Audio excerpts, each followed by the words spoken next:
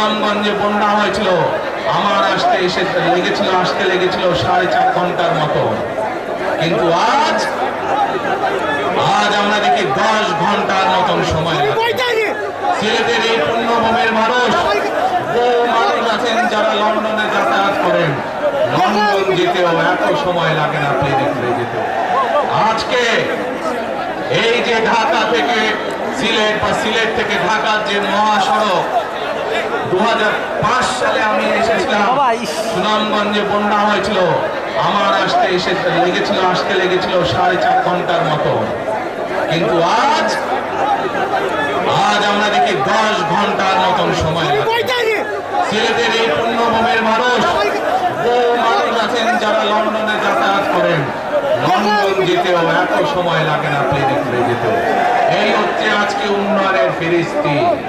প্রিয় ভাই বোনেরা, গত 15-16 বছরে আমরা দেখেছি কিভাবে একের পর এক নির্বাচনে ব্যালট বাক্স ছিনতাই হয়েছে, কিভাবে আমিন নির্বাচন হয়েছে, কিভাবে নিশিরাতের নির্বাচন হয়েছে, এবং এই নির্বাচনগুলোর মাধ্যমে, তথাকথিত নির্বাচনের মাধ্যমে বাংলাদেশের মানুষের ভোটের অধিকার তথা রাজনৈতিক অধিকারকে কেড়ে নেওয়া হয়েছিল।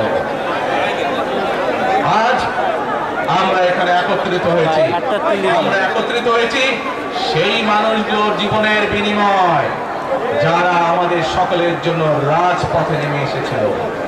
আমরা আজ এখানে একত্রিত হতে পেরেছি সেই মানুষগুলোর ত্যাগের বিনিময়ে, যারা বিভিন্ন ভাবে নির্যাতিত হয়েছে, অত্যাচারিত হয়েছে, পঙ্গুত্ব বরণ করেছে।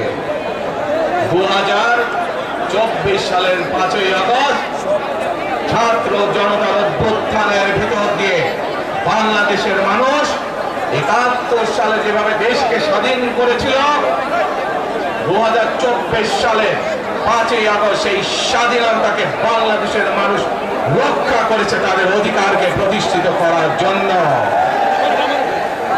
আপনাদের মনে আছে কয়েক বছর আগে কিভাবে ওই পাশ থেকে পানি ছেড়ে দেওয়া হয়েছিল, সারা সিলেট শহর ভেসে গিয়েছিল বন্যা। প্রিয় ভাই বোনেরা, এইখানে বহু মুরব্বী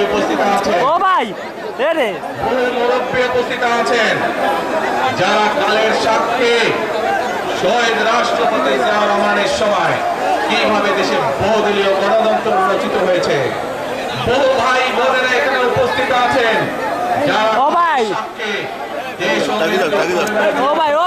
কিভাবে দেশে সংসদীয় গণতন্ত্র হয়েছিল।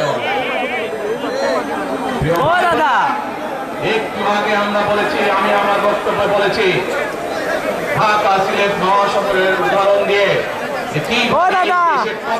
উন্নয়ন করার দেশ থেকে মানুষের অর্থ যাওয়া হয়েছে। আমরা এই অবস্থার পরিবর্তন করতে চাই।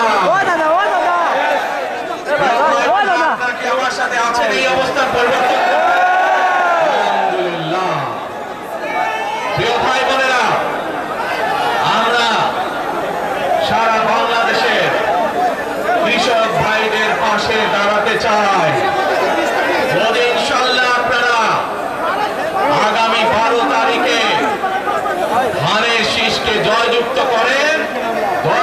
করতে পারেন, আমরা ইনশাআল্লাহ সারা বাংলাদেশের কৃষকদের পাশে তাহলে দাঁড়াতে পারবো।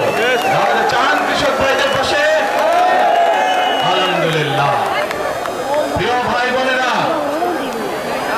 আমরা দেখেছি শহীদ রাষ্ট্রপতি জিয়াউর রহমানের সময় এইভাবে খাল খনন করা